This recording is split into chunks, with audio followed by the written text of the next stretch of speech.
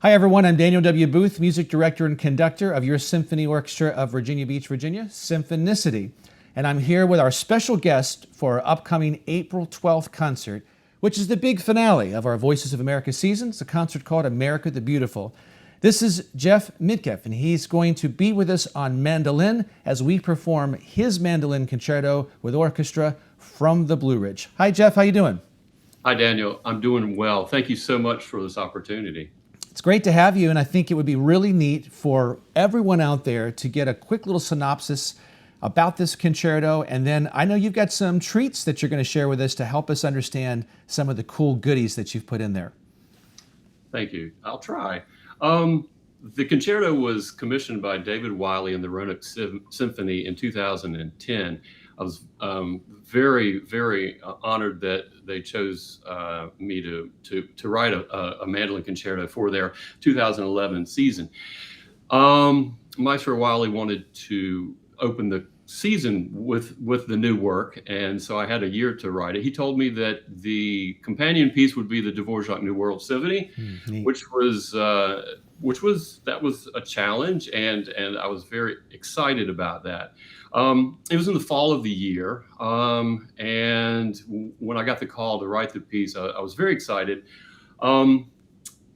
And like all composers, you think, okay, what inspiration? I'm a pretty motivic kind of melody kind of composer, and as soon as he told me that the Dvorak was on the concert, the first thing that popped into my head immediately is the three notes.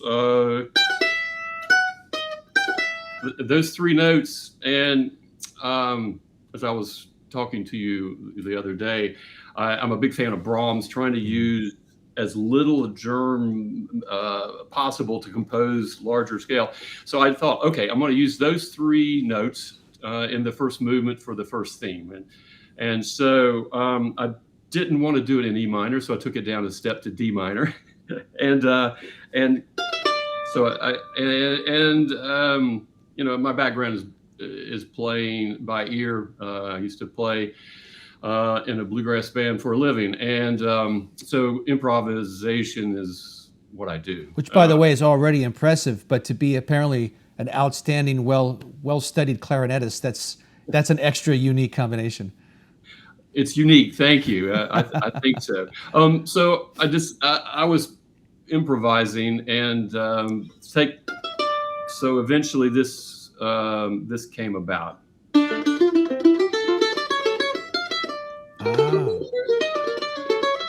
So we're hearing a little touch of the New World Symphony right in there, which is born a little bit out of David Wiley's programming.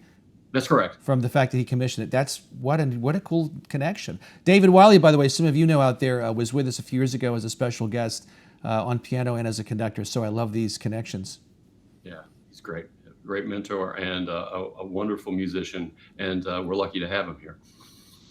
So that started my idea. So that got me jump started on the first movement. I decided, well, there needs to be some kind of an introduction, and I'm all trying to think, okay, do I let the audience hear the mandolin first, or do I make them wait? I decided go ahead and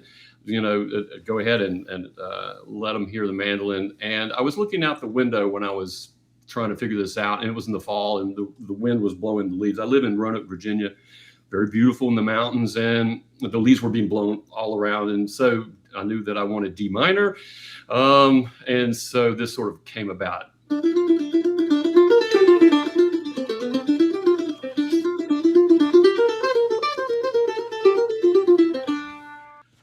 So that I figured that would be a good way to start things. Can we mention, Jeff, also that you have the clarinet that eventually doubles that? And I'd like to just have you say a little bit about that background you have. Well, I will tell you that playing that on the mandolin is natural.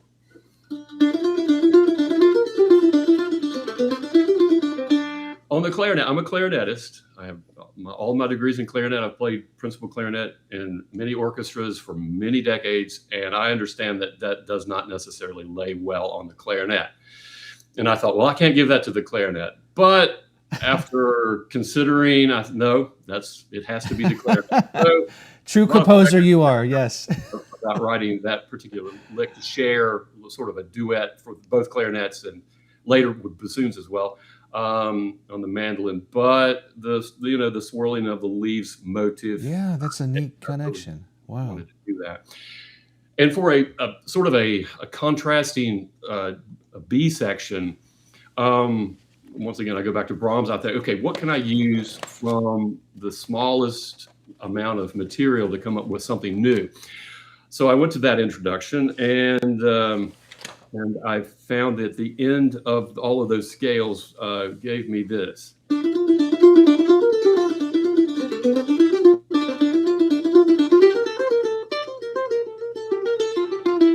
So that last lick,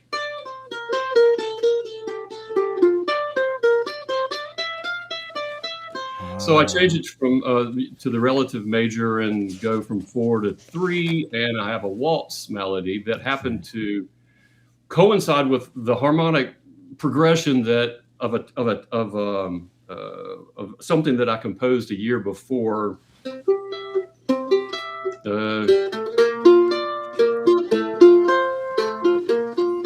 That worked with this melody.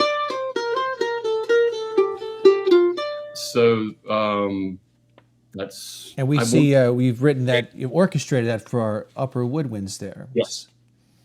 Yeah. Later on in the middle of the second section as a sort of a slow contrasting theme, and then we straightforward ABA form recap back to the leaf.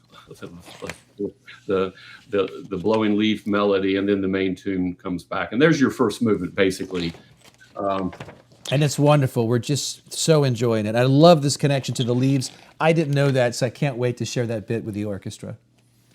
Thank you. And I hate to, as a composer, I honestly, I'm uncomfortable talking about things because it always seems to lessen writing program notes and talking about it. It's a stretch. But I understand it's very important. Everybody, you get more out of it if you sort of know what the composer had in mind. But the next movement, the slow movement, I knew that I really wanted it to be autobiographical, and I knew that as a writer or as a composer or a creator, it's important to write what you know, and I knew that I wanted the slow movement, the second movement, to be something that reflected me. And so I was born in the mountains here, in the Blue Ridge Mountains of Virginia, but I went away for many, many years, and now I'm back. So, and I'm definitely not the first composer to do this, but the sense of home, especially the mountains, is important to me. It's profoundly important to me, the feeling of being home or being away from home. So I knew I wanted to cover that ground. I also knew I wanted it to be in C major, so beginning and ending in C major. And I wanted to use some motive ideas from things that I probably knew when I was a kid, melodies. So there's an element of nostalgia that you're incorporating in the sound of this movement, huh? Yes. Yes. And I thought that when I was young, probably before I even started playing an instrument, my parents loved bluegrass music and folk music, and the Carter family is very well known in this area. They for the folk music, and there's a song that they did called Wildwood Flower, and I probably knew that song before I had heard that song before I could even talk or walk, and it goes like this.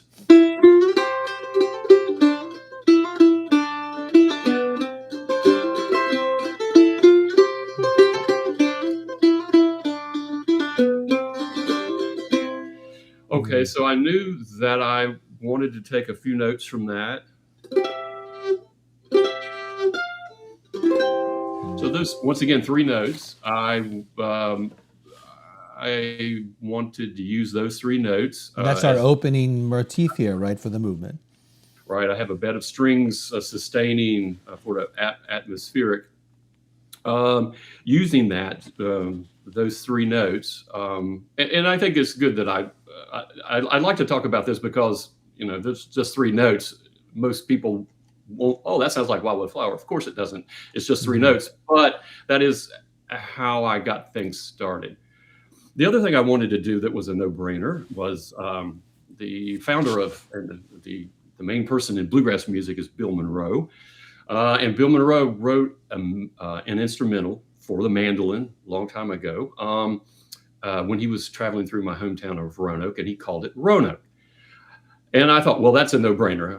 I have to use that. Well, the problem is this is a slow movement, and Bill Monroe's Roanoke is this. So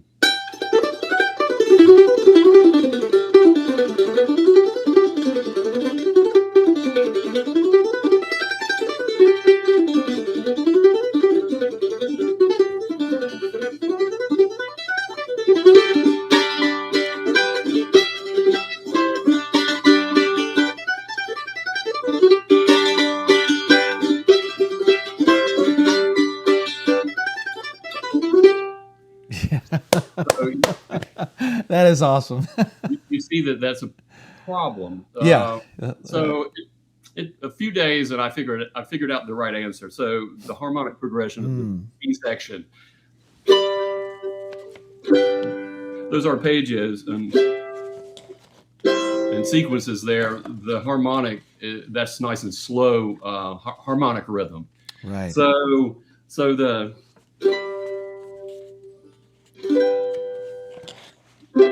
those chords I could use to my Wildwood Flower introduction. After I get going, I add those chords. And going back to my desire to make it autobiographical, I wanted to sort of musically portray growing up in the mountains and then going away. Okay, so I decided to change the chords of the Roanoke harmonic progression, and instead of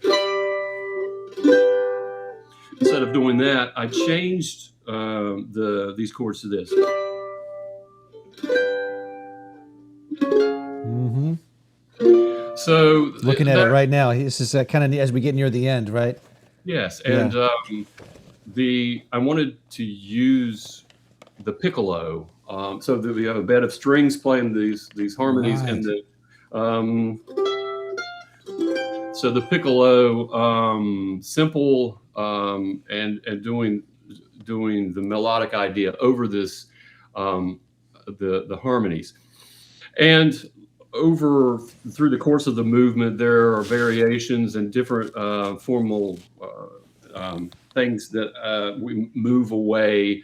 And at the end of the movement, I wanted to bring the chords of the Roanoke harmonic motive back to the proper "all is right with the world" to display, okay, I'm now back in the mountains where I'm most comfortable and most naturally. And this is occurring near the end, right before your cadenza, right? Correct. Okay. And so instead of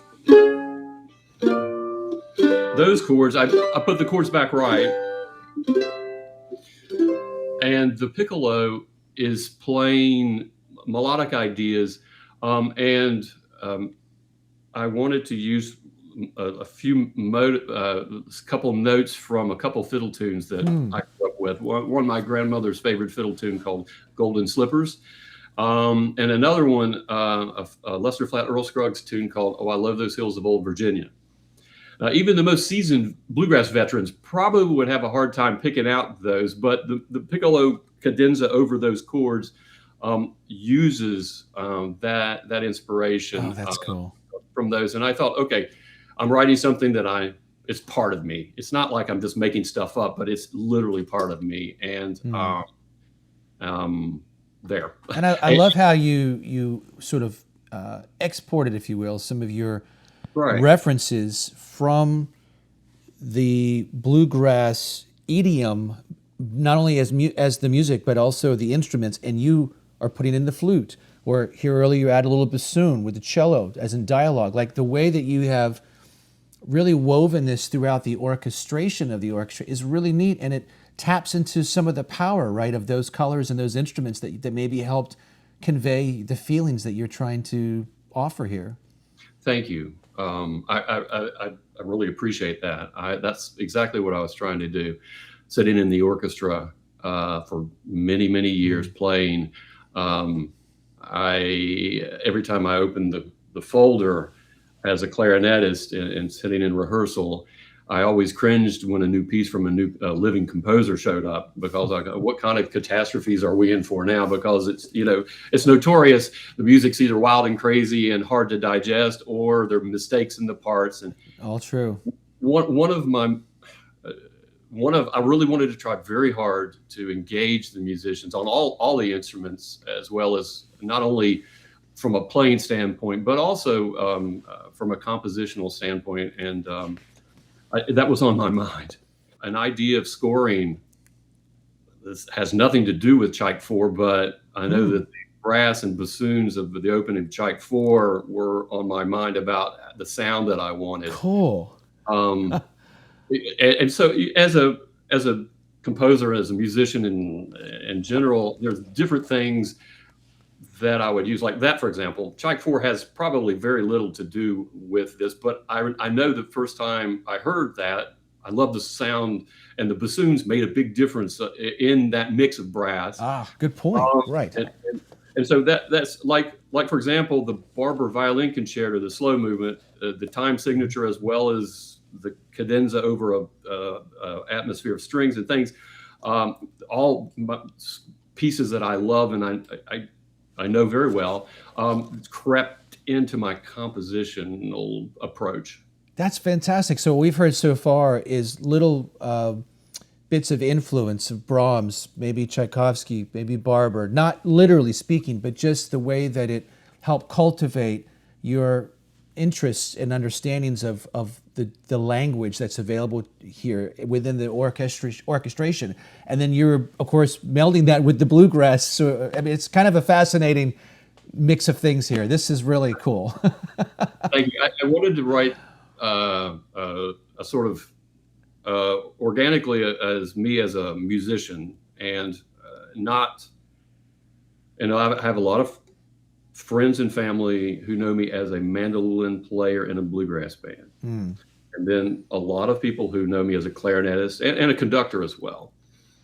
And I worked the better part of my career keeping the two separate. And and then about 20 years ago, I realized this is a mistake. What I need to do is just be my musical self and try to, especially with mandolin as a vehicle, be able to, embrace everything that I've got in my head and experiences. That's what I decided to do. And once again, going back to David Wiley and the Roanoke Symphony, giving me the opportunity to compose this piece was a big, it was important to me to have the opportunity. I would have never probably written this piece and other pieces since then without that opportunity. But there you go. So this was the first piece in the canon of repertoire you've written where you're saying you felt your identity could most authentically present itself in its most truest presentation. And that's a beautiful statement. And when I think about the end of the second movement, it ends with a cadenza, of course, before we go on. And I just wondered if you would comment a little bit on when you're writing the concerto, and in this particular concerto, how do you approach the opportunities for that individual moment? Are there lots of cadenzas, few cadenzas? What does it mean to, obviously it's a concerto, you're going to have cadenzas, but still, how do you conceive of where it goes within this tapestry that you're trying to convey? Well, that is I should have sent these questions to you in advance. Sorry. That's a very good question. I will just say two things. First of all, I am first and foremost, I improvise, and with the instrument, I've had this instrument, not this particular one, but I've had a mandolin in my hand since I was 7. Wow. And like like a lot of musicians who've played all their lives, especially improvising ones, it's like noodling becomes a stream of consciousness. And this is not answering the question very well, but the melodic and harmonic ideas of the cadenza, for example, it was just what I felt was needed to play over that chord that the strings were playing. I will tell you another thing. I am as a soloist, I'm fairly shy. I mean, for me to walk on stage and try to command everybody's attention for 20 minutes, it's pretty humbling. And I don't like the spotlight. However, this is all about the spotlight, walking on stage, playing right. the piece that you wrote. So people will notice I give other instruments a lot of flashy stuff, and like the cadenza in the third movement, which I'll get to in a second. I didn't want a big cadenza all for myself. It's much better to share it with a violin fiddle solo with the concertmaster. So, well, I'm glad I asked. That's a really neat framework and a good segue into the third movement for sure. Thank you. Yeah. So I try my technical. It's not just. I try really hard not to make the flash for flash sake. Try to make it, it's still part of your storytelling, in other words, right? Yeah. Which it seems like it's also born out of that bed of improvisation that you've been sort of doing all your life. That's correct. That's neat. The third movement, I lived in Chicago for 12 years before I moved back to the mountains of Virginia, and I had some music that I knew I wanted to use. Actually, I had that, and throughout all this whole process, but I didn't know what to do with it. It was wild and crazy, representing life in Chicago, probably. But that's another topic for another day. So anyway, sort of sounds.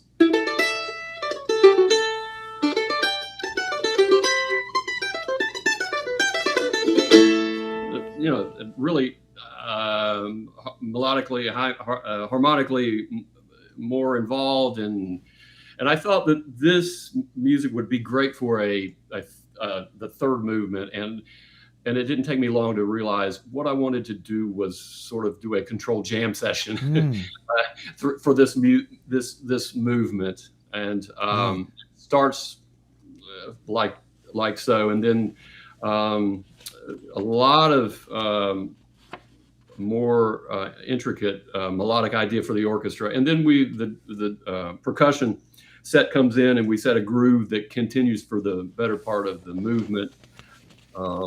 And I knew that I wanted to quote a little of my favorite pieces, in the classical rep, Beethoven Eroica. So we're just jamming.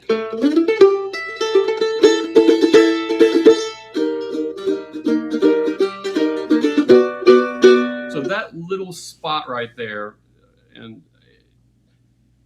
as a composer, I knew what I was doing, but if nobody else would hopefully realize what I was doing. So that E flat arpeggio is the Beethoven Eroica, and it only lasts for a couple seconds. And then the next thing, I knew I wanted to use B minor,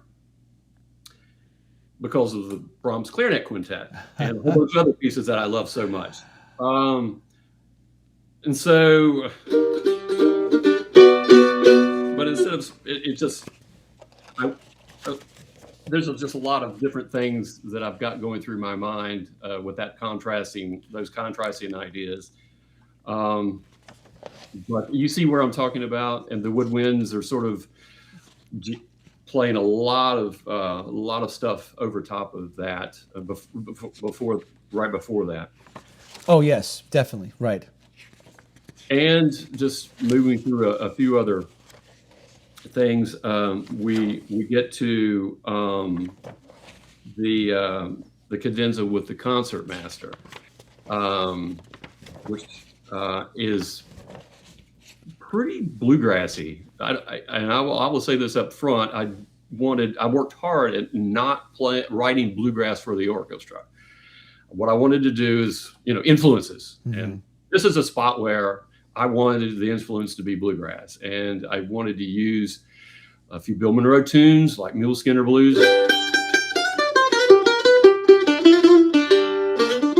And then his fiddle player, Kenny Baker.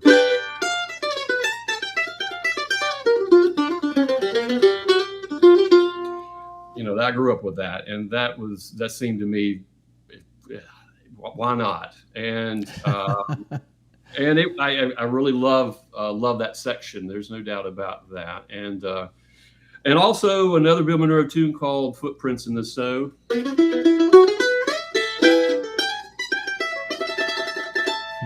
So I use a little bit of that, and full-blown bluegrass for just a little bit. Before we go into a cadenza situation, which I share with the violin solo, and then have the solo bass and then drums come in to sort of